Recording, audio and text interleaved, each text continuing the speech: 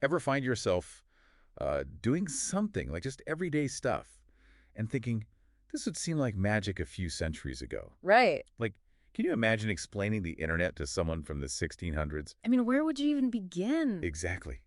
And today, we're taking an even wilder leap, like way into the future, with this book draft we've been digging into.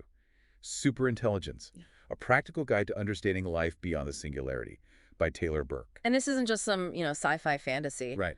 Burke, along with ChatGPT and a whole team, they really try to give us a roadmap to this future where AI surpasses human intelligence. Totally. So everyone listening, get ready to dive deep as we unpack how superintelligence, or SI, could reshape literally everything. Mm. I'm talking about how we see reality, what it means to be intelligent, even what it means to be human.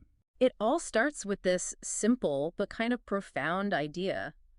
Technology, all this stuff we're surrounded by, it's not separate from us. It's an extension of us, of our own intelligence. Like, it's how we're choosing to reach beyond our limits. It's like that idea from the book, Technology IS Intelligence. Yeah. It's not like we just stumbled on the wheel, you know. We created it because we needed to go faster, be more efficient. We're hardwired to push past our limitations. That's right. And that drive, that's what's led us from basic tools to the Industrial Revolution and beyond. We've got Moore's Law. Exactly. Technology just keeps evolving faster and faster. Yeah, it's kind of mind-boggling. Like a few generations ago, we were grinding grain by hand, and now we have these crazy, complex automated systems. And Burke's argument is that all our systems, social, economic, they're becoming so intricate, so massive, that even our most brilliant minds, they can't manage it all on their own. It's like that image from the book, the brain forming over the entire Earth. Like the planet itself is becoming a thinking entity. And AI, Burke suggests, might be the nervous system for this emerging global brain.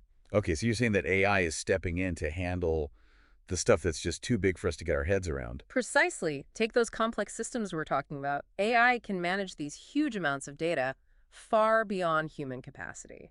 Which brings us to this other fascinating and maybe slightly creepy aspect of AI. Its insane appetite for data. It's true. It's like that other image in the book, the AI basically gobbling up the world, just desperate for information. AI, especially these large language models or LLMs, they need data like we know oxygen. Books, articles, code, you name it, they devour it. And get this, Burke mentions that by 2023, AI was already generating 80% of the code. It's learning at this crazy pace. And it's not just copying, it's seeing patterns, making connections we miss, forming its own worldview. Okay, so AI is this data-eating machine, always learning, always evolving. But what happens when it runs out of new data? We only have so many books, so many articles, right? It's got to be a limit. That's where things get really, really interesting. Burke has this analogy of a musician with, say, just a handful of notes. Okay. Even with those limitations, there are endless ways to interpret those notes, recombine them, make something completely new. So even with all the data in the world, AI can still, I don't know, jam. Exactly. Think of it like a lenticular image, those pictures that change depending on how you look at them. The image data is the same, but shift your perspective and boom, new picture. AI can find new meaning within the existing data. Okay, that's a really cool way to visualize it. But it's not just about AI playing with data alone. You got it. Burke says human imagination is still essential. Okay, good. I was hoping you were going to say that. Each person, with their experiences, their unique perspective, they offer AI a new lens to view the world through. So even in this super intelligent future, our human ability to imagine, to dream, that's still crucial. Absolutely. We're not just data points. We're collaborators in this whole grand experiment of intelligence. Okay, that is mind-blowing. But let's bring this down to earth for a second. Yeah. One of the wildest ideas in the book is this generative physical world. What does that even mean? It means a world where AI can basically reshape our environment, both the physical and digital, to match what we want, what we need. So instead of just wishing for a self-cleaning house, AI could actually make it happen. Like, imagine if your childhood toys, they weren't just objects, they could transform, evolve based on your imagination. Yeah. Or your home could change to fit your mood thanks to AI. Like if you said, I want a cozy cabin in the woods, boom, there it is. Okay, now we're talking. But that level of personalization, of control, Yeah. it's a little unnerving, right? Like, where's the line? What happens when everyone's desires clash? It's about balance. Finding the sweet spot between individual desires and the well-being of everyone. It's one of the many ethical tightropes we'll need to walk as we venture further into this age of superintelligence. It's a trip, isn't it? The more advanced we get, the more we have to think about what it even means to be human. Yeah, it's like we're building this super advanced spaceship, but we also have to remember to pack our values, our ethics. Exactly. And that's where this whole singularity thing comes in, that moment when AI, it zooms past human intelligence. It's like a black hole we can't see past. Yeah, it's kind of intimidating when you put it like that. There's this analogy Burke uses about an orchestra, right? They encounter this instrument that makes these sounds, but they're so complex, so alien that the musicians can't even understand them. And that's the singularity, right? AI operating on a level that's just beyond our grasp. It's like, whoa. It makes you wonder, how do we make sure that this super intelligence, this thing we don't even fully get, how do we make sure it's on the same page with us, ethically speaking? It's like Burke is saying, we need to figure this out now before we reach the point of no return. Before we launch the spaceship, so to speak. He's basically issuing this call to action, right? We need to actively shape the future of AI, like embed ethical code, moral principles right into its core. So we need to, like, envision our ideal future and then work backward. Yeah. Making sure that AI gets it, respects it. He keeps using these phrases in the book, discard your beliefs, nothing is impossible. It's like he's saying, think bigger. Right. He wants us to break free from our limited thinking and imagine a future that right now seems impossible. But could actually be our reality. Exactly. It's about recognizing how powerful our imagination is, both individually and collectively, to shape this new world. But that power, that comes with a huge responsibility. We can't just create some kind of digital free-for-all where everyone just gets what they want without consequences. Definitely not. Burke says it's not just about individual desires. It's about finding a way for everyone's desires to exist together in this shared world. He calls it automated diplomacy. Okay, automated diplomacy. So that means like AI mediators making sure your personal utopia doesn't clash with your neighbor's dystopia. It's like a safety net, making sure those individual expressions don't cause chaos in the larger system. Okay, that makes me feel a little better. But how does all this actually work in the real world? Like, how do we get there? Burke actually points to the internet as an example. It's both a blueprint and a cautionary tale. Interesting. How so? Well, for all its problems, the internet shows how technology can connect people across huge distances, different cultures. That's true. Just think about how many different online communities there are. Gamers, artists, activists. People are finding their people, expressing themselves in ways that just weren't possible before. And that's what Burke sees as a stepping stone to this generative world. He's imagining a future where we're interacting through these AI avatars. The digital versions of ourselves. Exactly. These avatars can navigate different environments, communicate in ways that work for us based on our preferences. So instead of getting nervous about a presentation, my AI avatar could just handle it for me. Exactly. And those avatars could get better over time, learn from feedback, adapt to different situations. That sounds, I don't know, efficient, but part of me wonders if we lose something important about human connection in the process. Like, what makes it real? And that's the cautionary part, right? The internet, it's got its downsides.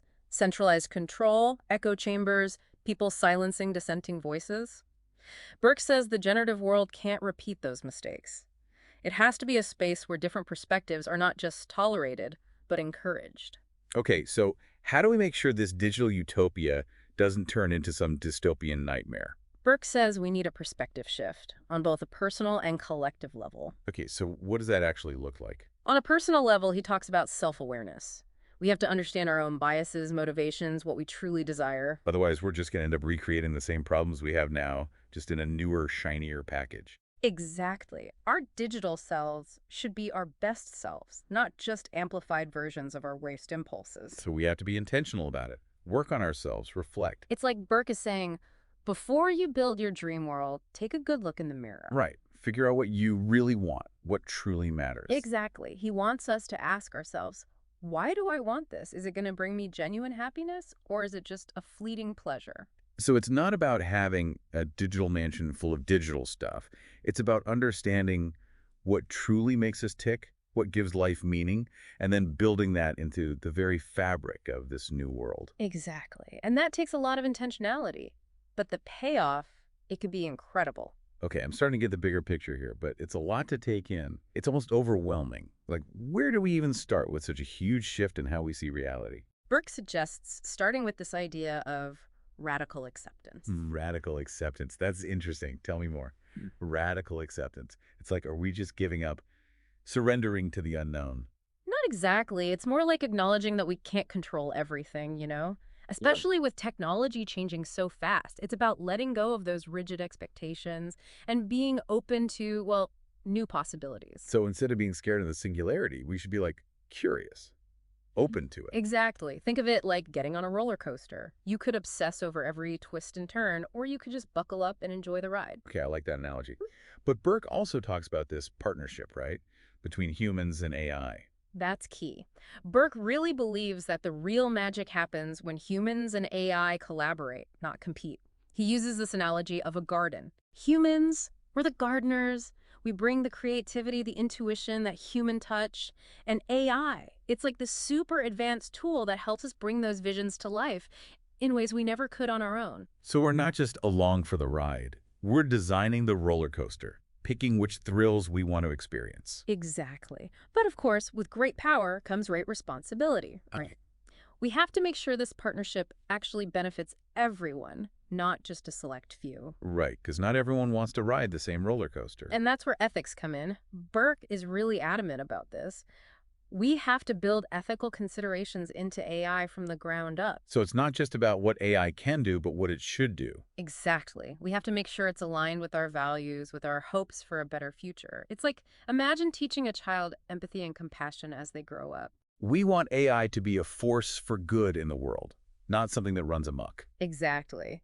And that means having those tough conversations, constantly reassessing what's important as AI keeps evolving. What does it even mean to be human in a world with superintelligence? How do we make sure things are fair? These are big questions. Yeah, no easy answers. No, but we have to start asking them. And that's what I think is so powerful about Burke's book. It's a wake-up call. The future isn't some fixed destination. It's something we create with every choice we make, every action we take. So it's less about predicting the future and more about like actively making it. Exactly. And it starts with changing how we think about all of this. Less fear, more curiosity, more radical acceptance. This is uncharted territory, and that's exciting. This could be a future that's both awe-inspiring and completely different from anything we've ever known. Wow. So after this whirlwind of a deep dive, what's the one thing you hope our listeners take away from this? That they have the power to shape this future. It's easy to feel overwhelmed by technology, but we're not powerless. The future is a blank canvas, and it's up to us to paint our hopes, our dreams, our values onto it. It's a future where technology, hopefully, doesn't erase what makes us human, but helps us connect with each other, with our creativity in deeper ways. And it all starts by asking yourself, what kind of future do I want to be a part of? That's a question we should all be asking ourselves. And if you really want to explore these ideas, definitely check out Taylor Burke's book, SuperIntelligence, a practical guide to understanding life beyond the singularity. It's a wild ride. That's all the time we have for today's deep dive, but join us next time as we continue to explore the big ideas shaping our world.